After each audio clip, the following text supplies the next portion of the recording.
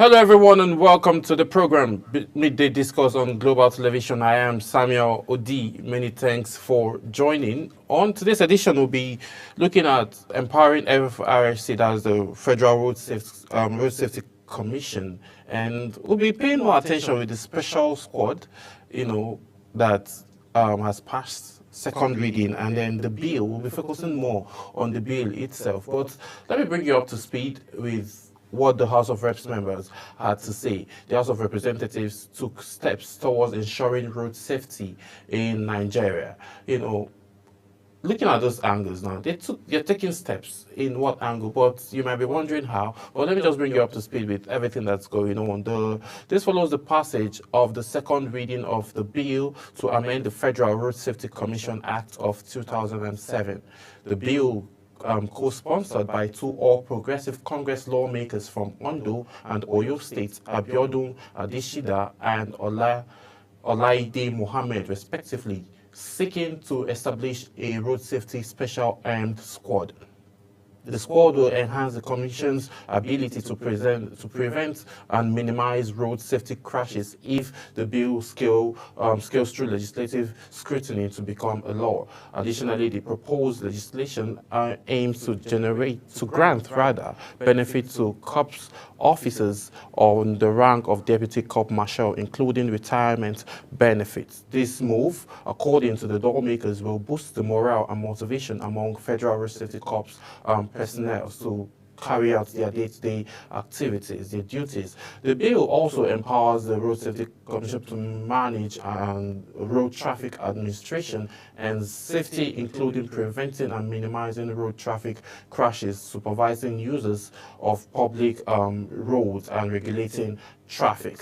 So these are the reasons why these two lawmakers pushed for this bill, for the amendment, and for a special squad to be created within the Federal Road Safety Corps, right? All of Nigerians have reacted differently towards this bill getting to the second reading and then even passing through. So some Nigerians have argued that the House of Reps members are, having thoughts on having issues like this, on having this squad being created and arms being given to them. Let's backtrack to October 2020, October 20th, 2020, where protests erupted almost all over the country, where youths and other Nigerians came out and were agitating and calling for to end SARS and end police brutality in Nigeria. Most developed nations are using technology to be able to manage traffic offenders and manage traffic laws. A lot of Nigerians have argued that this initiative can be used in Nigeria instead of creating a special squad and handing guns over to the road safety officials. People have argued that they've seen scenarios and on different platforms and on the road where road safety officials have, jumped and hung on people's vehicles just to make a point. But Nigerians have said this is not the way to go. If a special squad must be created, or if they need additional hands, they should merge them with the NCDC or, Civil Defense Corps or even Nigerian police to, there should be a form of a joint task force to be able to help the Federal Road Safety Corps to be able to establish and then take out their duties. That creating this room, a lot of Nigerians have said, is going to create more room for more expenditure. Even the fact that this government is looking for a way to cop out its expenditure. So there's just been a whole lot of reaction around this statement from different opinions, different Nigerians, and different public affairs analysts. But on today's edition, I have a guest who will help us understand and x-ray if this is actually necessary at this point, or if it's going to be done, look at measures and regulations that need to be put in place to be able to access all of this. We'll be going on a quick break, and then when we return back, I'll be introducing my guest who is joining us virtually. Please just stay with us. We'll be right back.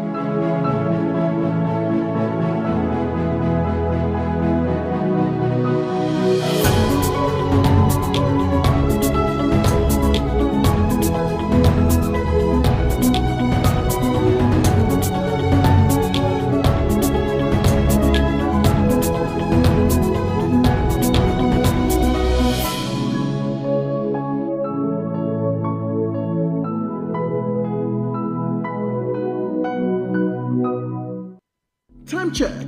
It's midday. Then it's Midday Discourse. Midday Discourse is a program that covers trending local and international news, current issues, and human-related topics. Join Samuel Odi weekdays 1 p.m. on Global Television. The discussion starts here.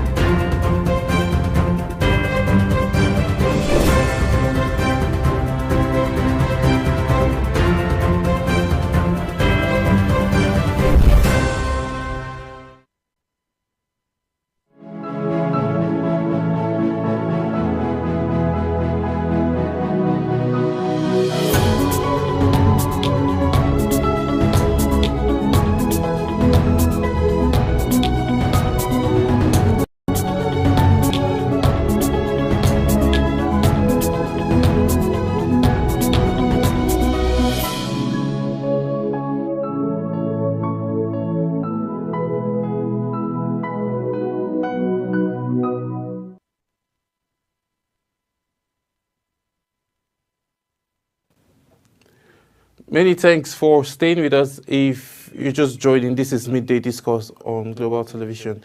And now it's time for me to introduce my guest who will help us understand all of this in special squad and then the bill being passed, or passing its second reading in the House of Representatives. Someone who's going to help us understand it is Mr. LANRE TOLUHI, my big brother, joining us all the way from United Kingdom. Good afternoon, Mr. LANRE. Good afternoon, Sam. It's a great time to be here. Good always afternoon, great. everyone at home. It's always it's so let's get into it. Let's get into it, Mr. Larry. Okay, special squad within the Federal Road Safety Corps. What's your reaction to it passing the second reading? First, let's start from there. What's your reaction to it passing the second reading? My reaction is just like it has always been in a lot of things. But the Nigerian National Assembly has taken as priority, and you look at them and you begin to wonder, are these guys really member of the societies? Because they have other reading or there are other bills that should have gone through faster than these, or more important, that will bring more importance to the life of Nigerians. But these guys don't see those as what to do.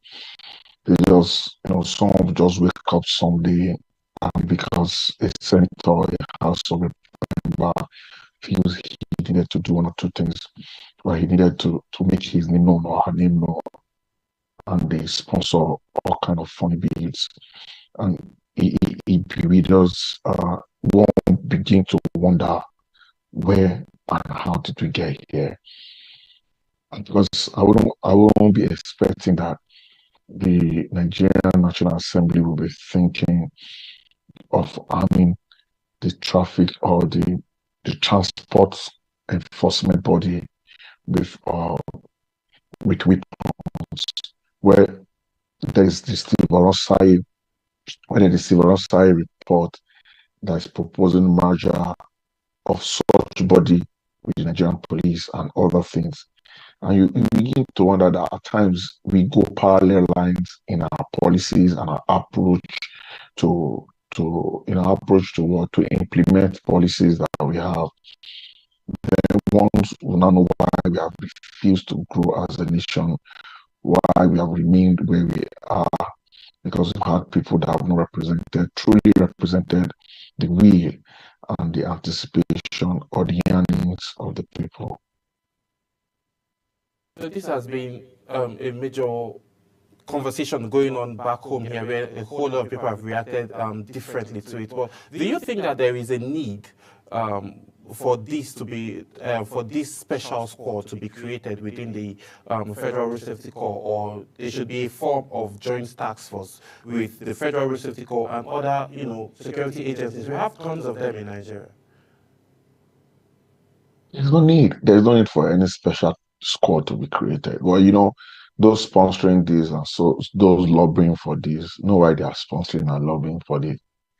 I can tell you that those sponsoring and lobbying for this are doing that for their own selfish reason. They are doing that because they know, okay, there'll be new contracts to train, there'll be new contracts to arm, there'll be new contracts to do this and that. And they're only doing it not because of the love for the people of the nation, not for the love for the nation, but for the love for their own pocket. Because you see, why are we not merging? Like I said, why are we not merging civil defense, the Nigerian, uh, the road safety, the VIO with the police? This can just be a directorate. This can be, how do they call it in the police? Is it directorate? Yeah, should be a directorate in the police force and do all that. There is no need to do to establish any special squad, because you see, you give these guys special squad, they start carrying weapons, they start carrying all stuff, and before you know, they'll start killing Nigerians at will. You see on the same road safety corps members, you see them jump into people's vehicle indiscriminately. They feel they're above the law. We've seen videos, we've seen viral videos of some of them have caused nasty accidents everywhere. You want to arm these guys to kill more Nigerians. You see, this is where some of us have problem with these guys. These are policy makers, or the guys in the legislative. Their inability to actually think through a lot of processes. They don't sit and they don't pause. They don't think through these processes. They don't use the right tools in the analysis. They don't use the right analytical tools, such as the SWOTs, such as how smart are these, how smart are these, their process they want to go through. They just wake up and somebody's just thinking something. Oh, this is good idea. Oh, because I've looked at somewhere, somebody's not respecting a road safety corps officer. Oh, I think if they're carrying weapon, if they're armed, people will respect them. Oh, they should be armed. They're not looking at the pros and the cons. They are not doing a holistic analysis, an holistic thinking about this process. So it breaks my heart to know that we are running a system where even those at the legislative arms, majority of them don't even know the right tools to use for the right analysis. The Ramsay reports, which this current administration have said they'll be looking into, and then they'll try as much as possible to curb down the cost of governance. Nigerians have been clamoring that the cost of governance is one of the major reasons why Nigerians are suffering, and there is no balance. Just those that are up there are enjoyed, and those that are lower are just tend to suffer the current economic hardship, where someone who is earning over 14 million naira would come out and say this said salary is not enough for him. And in some states, the minimum wage of 70,000 naira that was approved in the month of July has not yet, been paid to a few. Some states are just adopting it, and then some, on a good note, willing to pay it 5,000 and co. Now, talking about cutting governance and cost of governance, new ministry was created, a ministry for livestock, and now we're talking about creating another special squad. Do you think this administration is actually working on cutting the cost of governance? I've told you several times, we've had conversation on and offline, and I've told you, we have a government or this particular administration, to say the least, They are a government that run on contrary policies. They contradict themselves on daily basis. This is a this is a it is not a tenor. I call them, it's not an administration, I call them a regime because they do things as if they're in the military era. This is a regime that have decided to do things in a funny way. A regime that deceived Nigerians that they want to come bring in some positive changes, economical. They'll bring economic discipline. But they came and they started with 48 ministry, the largest since independence. Now they're gone to 49. So this is the largest. Now they want to arm the Nigerian Federal Road Safety Corps. Now is another white goose chase or white goose project, whatever you want to call it, white elephant project, whatever thing you want to call it. Now is another way to waste money. And this is the same government that will go hand in hand begging people all over the world that they don't have funds, they should come borrow their money, they should come invest. You think any nation or anybody in the world will take this set of people serious? This is the same set of people that felt that the Mercedes-Benz S series that is being used by former presidents in Nigeria that were just bought is not needed, that they had to go and buy an expensive Escalade that even the American government is probably not using. The same government that went to go and buy themselves a passenger aircraft as a private jet. This is the same government that is going to summits and they go with thousands of people. They're not serious. They're not thinking of cutting anything. They don't want to cut anything. It's just like telling Nigerians sweet, beautiful rubbish, like, pardon my language, but that is the word. They tell Nigerians sweet rubbish so Nigerians would dance to what they were saying. They don't want to cause any cause, and they don't have idea because I think one of the problems they have is because they don't have idea. They're just looking for things that they will do for some set of people to clamor for them, to clap for them and say, "Oh, you've done well." They are not really thinking any process through. This is the same regime that felt changing the national item from what it used to be to the old one that was discarded was the way forward. So this is the same regime that, see, look, there are a lot of things these guys have done that when you look at it, you don't actually pause and ask them, who are those in the strategy room? Who are those running strategy, running policies for them? Um, it is sickening to know that this is a nation that pride itself with various intellectuals, with people of timber and caliber that could do things for them. But yet we are stuck with people that cannot even think through. They can't even think through. They're not even thinking as good as a child in nursery three, because that's what they are doing. Because you told Nigerians that you want to cut costs, and then you kept on doing things, implementing things that will make you spend more money. So how do you cut costs? But I don't blame them. The wife or their wives will still come out and tell us that they are husbands, and the husband of the wives will come and tell us that it's not their wives that's causing the economic hardship, that Nigerians are only thinking it. But one will pause and wonder how we got here, because like I keep saying, how we got here, I still can't reason it, I still can't understand how we got here. And we really need to start getting out of this conundrum.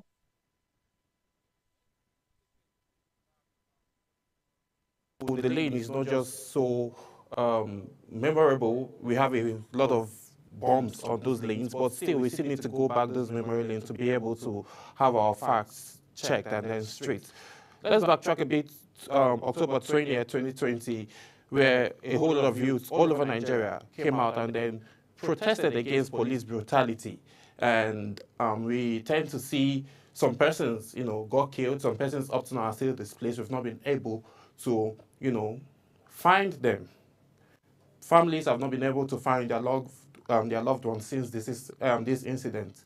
Now, looking at these factors now, we talked about police brutality a few years ago. Now, a special squad is being created. How do you think this current administration, and then the Federal Road Safety Corps will be able to, measure and then prevent firearm related accidents, because like you rightly mentioned, and we've seen that sometimes online, even virtually and physically, you see road safety officers jumping on people's cars. If this bill gets passed and then this special squad gets created, and then arms gets to be given to these guys in the special squad, how sure are we can be able to prevent firearms related accidents?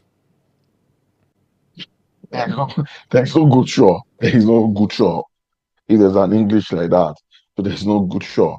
The truth is, some of these guys are reckless. They are humans. They are Nigerians. Some of them are frustrated. Sorry, they're disgruntled. A lot of them are disgruntled. It's just the truth. And they wear uniform. So what do we expect them to do? They're going to look. Believe me, Nigeria and Nigerians don't want to see these guys armed.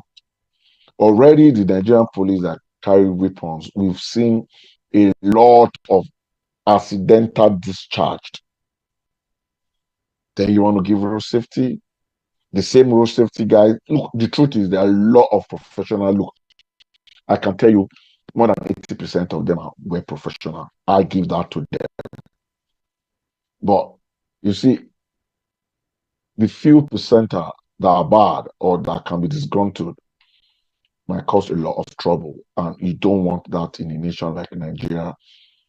The Nigerians are already going through enough of neck pressing. We don't need, because you are just saying you're going to use taxpayer money to arm some set of people. These people you want to arm might end up accidentally discharging weapon on them. See, in the world of today, in the 21st century, Nigeria is still thinking like archaic nation, where we think everything has to go through weapon and weaponry. What happened to technology? What happens to technology? You see, I know Lagos was doing that at the time, what it is done everywhere, where you beat the traffic light and you're in your house, somebody's giving you a letter. You don't even need these guys to stop people that you beat the traffic light. Nobody is disturbing anywhere in the world. You beat the traffic light, put a fine on it. As you are getting to your house 3-4 days after you beat the traffic light, a camera showing you so that you cannot deny it, how you have beaten the traffic light, and this is the fine. Why don't you have a computerized system? We don't even need this guy. The truth is, why don't you have a computerized system for your automobile department, where every vehicle that is coming to Nigeria is registered, and everyone that is purchasing any vehicle, whether seventh hand or eighth hand or 100 hands, you know who owns a vehicle at a particular point in time, with a reg number to it at a particular point in time. So when the documents are expired, you are being required, or you are being prompted to remind you that the document has expired, go renew your documentation. And if you don't, you get fined. If you are beating any traffic light, or you are going against any traffic rules, once you've done that, no problem. You get to your house, you get a letter, you get served, and you get fined for it. Those are what everybody is doing. That's what everybody in the world is doing. I know Lagos was doing beating traffic light and get. So why can't we do what is right? Why are we living as if we are in 80 AD? No, 100 BC rather, not even AD. 100 BC. We are living as if we are 100 BC. And these same people making this law of living 100 BC, these lawmakers, they are good to know that they need to buy vehicles that more than 200 million naira vehicles. That's only when they are smart. But when it comes to just sitting down and think a little bit, they don't do that. The only time they think is when they want to get their vehicle, they want to get national cake and get their holiday allowances, like they call it, putting them in their boot. That's only when they are smart, and that's only when how to coin words for it. They just don't do what is right. How on earth, or which country are you seeing people stopping on the highway and raising up their hands like this and stopping moving vehicle? And funny enough, The slogan for road safety is safety first, safety always. But there is no safety always on the highway.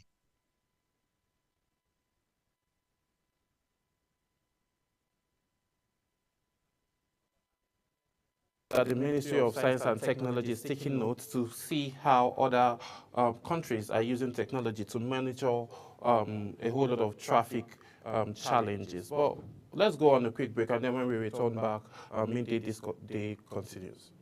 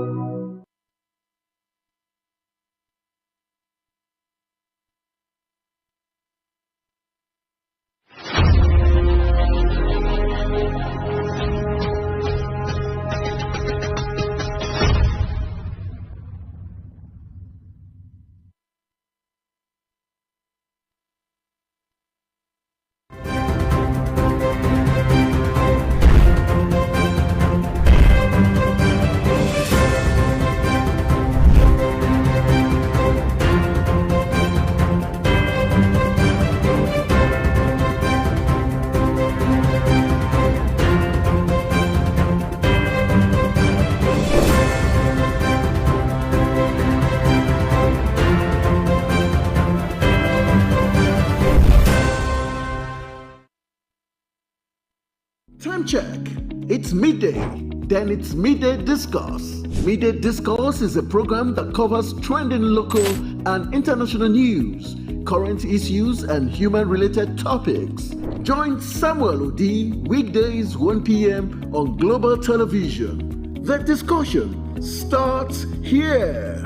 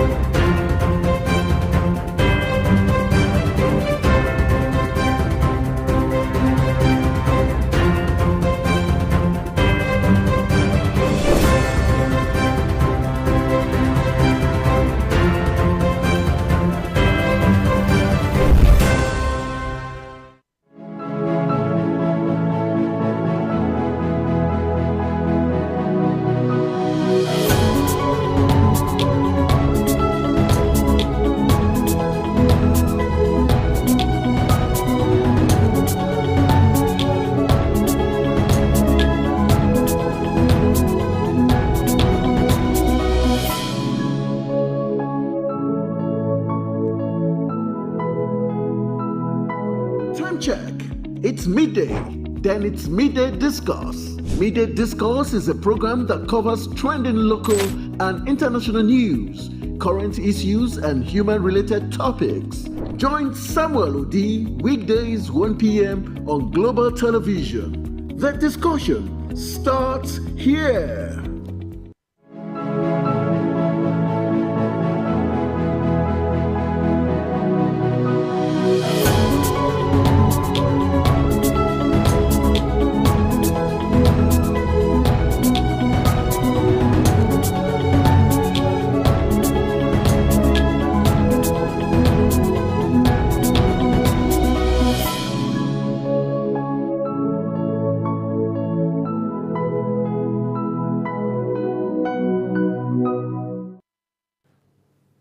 Yes, many thanks for staying with us. We just had to go on a quick break. And if you're just joining, you're just halfway down the program. Well, I've been having a great conversation with Mr. LANRE Toluhi, who is a public affairs analyst, and we've been extracting the bill that has been passed by the House of Representatives on Federal Road Safety Corps members having to create a special squad. Mr. LANRE, there have been several incidents of police brutality, and we've seen a few police officers reportedly getting, discharged from the police force. So, in looking at this aspect now, if this law gets passed, what mechanism do you think should be in place in terms of reporting incidents or misconduct by members of this special squad that the Federal Road Safety Corps are set to create? Sammy, the truth of the nature is serious government and serious people don't go for corrective measures. They go for preventive measures. They go proactive rather. So they go for preventive measures. I expect them to be preventive, to be proactive, and not go through with this, because going through with this, it will now be determined by who is in charge when something is in charge. Because let's face it, we are humans, we are Africans, we know how it is. If we have a court martial that anything goes with, a lot of things will happen and nobody will be prosecuted, nobody will be punished. We knew that in this Nigeria, we all knew that in this present Nigeria we are in, we've seen a lot of accidental discharge and nothing happened. Until recently, we have seen that people are being prosecuted, people are being dismissed. But you see, when people get dismissed, whether you dismiss or you actually even jailed someone, is it bringing back those that have been killed? Is it bringing them back? The answer is no. So why allow people to be killed for you to jail? And we look, if the allegations that is going around, where we heard that some people who don't even do the jail times, we've just heard one, we are still investigating, that the same National Assembly is investigating how somebody was supposed to be in jail and a godfather somewhere is calling to tell the person not to go to jail, and the person was given an apartment and the person had a maid even looking after them. Is that the same system we want Nigerians to believe in? You see, that's what I'm saying. This same National Assembly is the one investigating that, and this same National Assembly is one that think they should be arming another government agency with some few elements might decide to go rogue, because the truth is they are human. Anywhere in the world, anybody with weapon might decide to go rogue. You can't control it. So I'm not blaming them. So what you do is you actually be proactive, you prevent such from happening. Why not go the technological way? You don't even need the Federal Ministry of Science and Technology.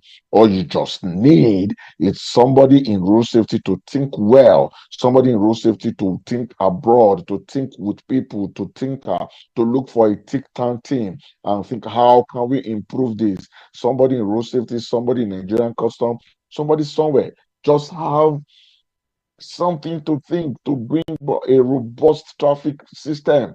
That is what we need. Because believe me, I'm not even going to talk about how they want to now start taking care, they want to now punish those that have erred. Why even empower them? Why give them weapon to do that? That don't need weapon. The world had gone. The world is going, and Nigeria is. Look, it will be painful that Nigeria is stagnant and the world is going. But as we are not even stagnant, we are retrogressing. We are moving backward. When you're stagnant, you're not moving forward, but you're not moving backward. You are just there. But in our case in Nigeria, we are retrogressing. We are moving backward, because it is archaic to think that anybody is thinking to weaponize a government agency is the way to do law enforcement. Law enforcement has gone beyond weapons. You've made mention of the fact that the House of Reps are have one investigation going on, and now they're looking to pass this bill. Do you think in any way that this special squad that is going to be created, if it does get created, do you think there's any good it's going to, lead to in terms of securing Nigerian roads, mostly the highways? There's no good, there's no single good. Believe me, they're just gonna have more people with weapon, and somebody might decide to be trigger happy among them. Like I told you, there are a lot of professional in the Federal Road Safety Corps. I won't deny. I can tell you, I know they have more than 80 to 85% of their staff that are professional. True. And I give kudos to them. But I'm telling you, that one egg, that one bad egg, that one rotten egg in the midst of 1,000 egg has spoiled the whole thing, because if that is the one your guest goes to pick, so your guest is going to think every egg is rotten. So there's not going to be a good thing. It's just going to probably be more traffic incidences, more highway accidents, more highway robbery, because anything can happen. So we need to just understand that we don't need all that. All they should be thinking is digitalizing the Nigerian traffic management. Laid out one of the solutions to traffic challenges. So we're hoping that, like you made mention, digitalizing it. So technology is actually taking over globally. Lots of businesses and lots of activities. A lot of people do stuff via technology, and we're hoping that all of this will be adopted and Nigeria would start moving forward. But aside that, let's look at other angles, around security and all. Vigilantes, have weapons, because obviously those ones are in the rural communities. But looking at the urban cities now, what key drivers now will this House of Reps pay more attention to be able to secure the roads, instead of creating a special squad and then handing weapons to government officials? Yeah, you see, to secure the Nigerian road is a bit easy. We have the vigilantes and we have the joint task force, we have the police, all of them there, the Nigerian. I mean, who at times I wonder why they are on those highways, but okay, they are there. See what happens to all digitalizing. Look, like I say, if you have a vehicle in Nigeria, if you have digitalized system where every vehicles in Nigeria documented, they know who has a vehicle. Okay, let me tell you one short story. Look, my vehicle, there was a time I got a vehicle some times back, and there was a recall on the vehicle. There was a recall on the passenger airbag of the vehicle. And I got the vehicle now up to 3 weeks. And I got a letter in my house telling me, oh, yeah, we know that you are the new owner of this vehicle now. There's a recall on the passenger airbag of a particular model. Can you be to the next service center, call this next service center or any service center around you? And I paid the call and they told me, and that was done. Now, what I'm saying now is, they knew they knew I had the vehicle at that moment in time. Nothing stopping Nigeria to have such system. And believe me, we are smarter. The people that built this system for most of these nations are Nigerians. When you go look for them, you see them. They are a lot of Nigerians, brilliant set of people. So why you not calling these people? Why you not engaging them? Because you see, if you want to keep the road safe, it is not by giving weapons.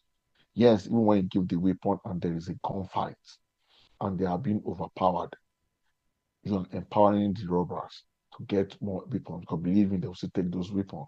I know you saw the report coming from the NSA's office saying that a lot of the weapons in the arms of the 80, I think it's like 85 or percentage of the weapons in the hands of non-state actors or the hands of bandits and all that were initially government-owned weapons.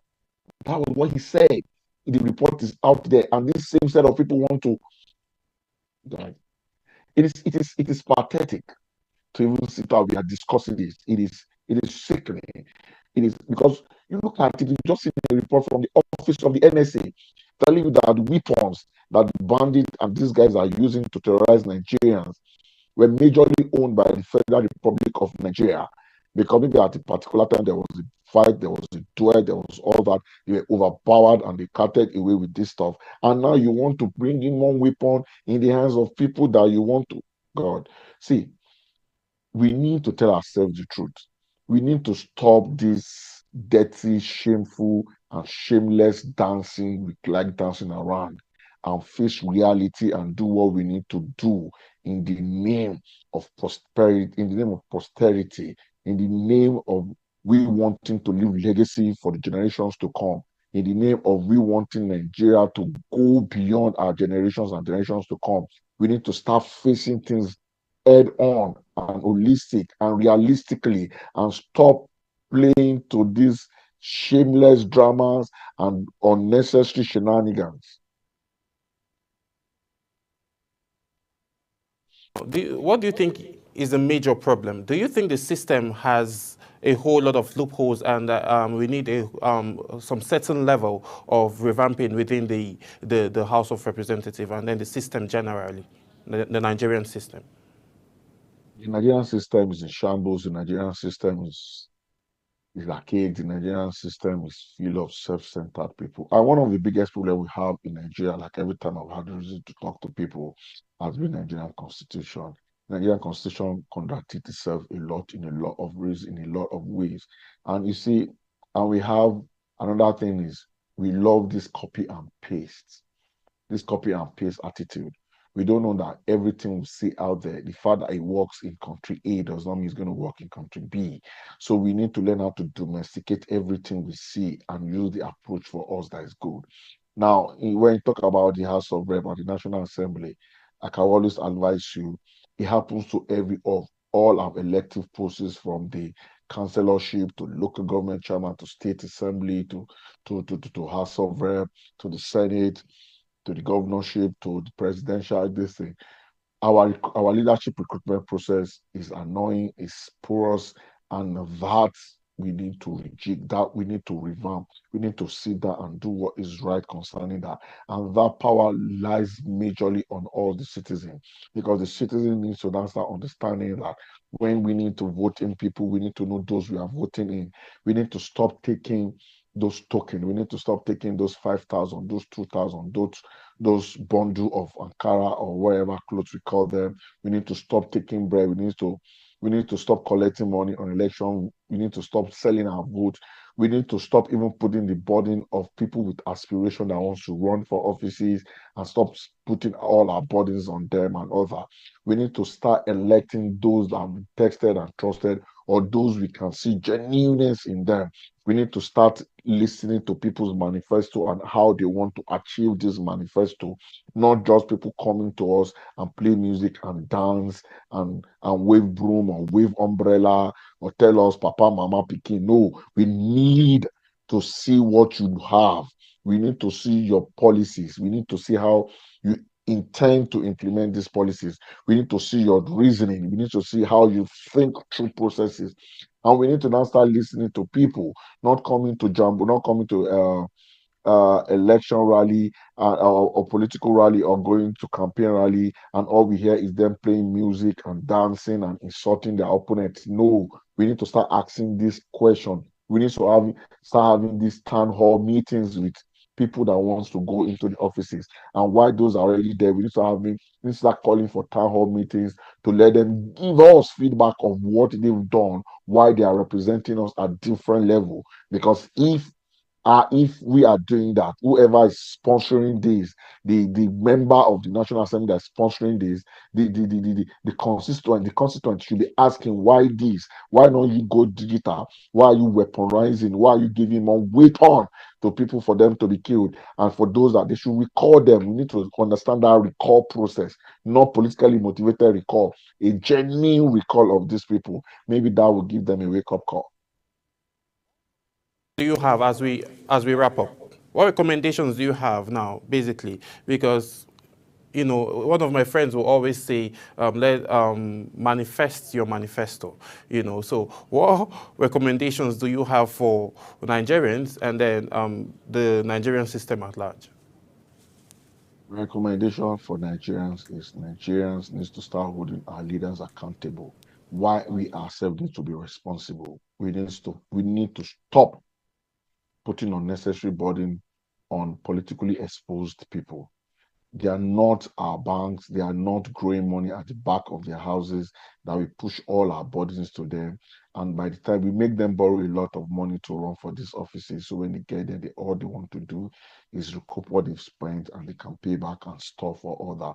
And for the Nigerian system needs to purge itself of this wasteful attitude, of these contradictive processes to itself. You need to put itself of that and begin to do what is right by the people. We need to go digital. We need to digitalize our processes and leave all this archaic mode.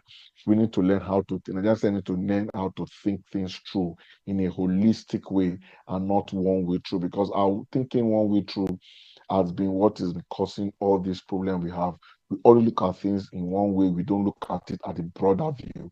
We need to start looking at things from an helicopter view where you can look at it from different angles and different processes. That will help the nation to grow. LANRE Toluhi, public political and public affairs analyst. We really sincerely appreciate you for all of your input, and then we hope that the bodies and those involved would be able to take a cue of from your major points on the avenues to get Nigeria working again and not to go ahead with the plan to create a special squad. Thank you so much for joining us on today's edition of Midday Discuss. Thank you for having me. It's always a great honor being here. Yes, sir. Thank you so much. And that's how much time will permit us to take for today's edition of Midday Discuss. The House of Reps would definitely do what they deem, whether they see fit, and what will benefit Nigerians at large if creating the special squad for the Federal Road Safety Commission is going to be a way forward to securing life and properties of Nigeria. I'm sure they would go ahead and do that. That's how much time will permit us to take on today's edition of Midday Discourse. I am Samuel Odi. I'll see you again tomorrow. Bye for now.